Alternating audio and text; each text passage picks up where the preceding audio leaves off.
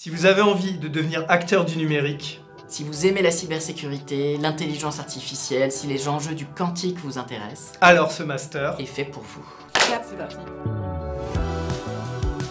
Je suis Guillaume Julia, maître de conférence en droit privé, et je suis le co-directeur du Master 2 droit des activités numériques. Je suis Michel Séjean, je suis professeur en droit privé et je suis le co-directeur du Master 2 droit des activités numériques. C'est un Master 2 qui va avoir la particularité de former les étudiants au terrain du numérique. C'est un ensemble de nouvelles technologies qui irriguent absolument tous les domaines juridiques et pas que. Il est présent dans la vie de tous les jours, y compris donc dans la vie du juriste, et il a à la fois créé des nouveaux métiers et transformé des métiers existants.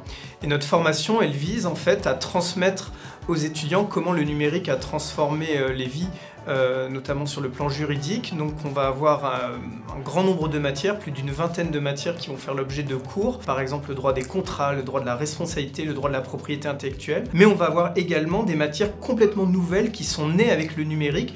Par exemple l'intelligence artificielle, les données personnelles, le codage informatique. Les points de contact avec les praticiens sont très nombreux. Il y a par exemple dans la maquette une visite de site industriel qui est obligatoire, qui est organisée par le master.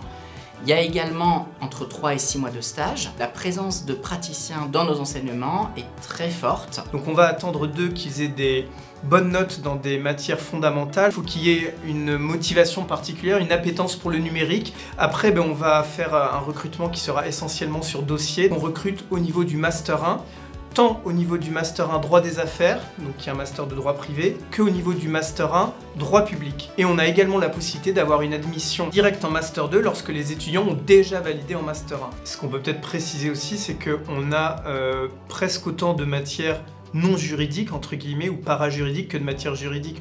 On va par exemple avoir des cours de sociologie du numérique, d'économie du numérique, de codage informatique, qui ne sont pas des disciplines juridiques au sens strict du terme, mais qui ont effectivement la même importance, notamment en termes horaires et même en termes d'évaluation. En fait, nous, on ne veut pas que nos étudiants soient surdiplômés et sous-expérimentés.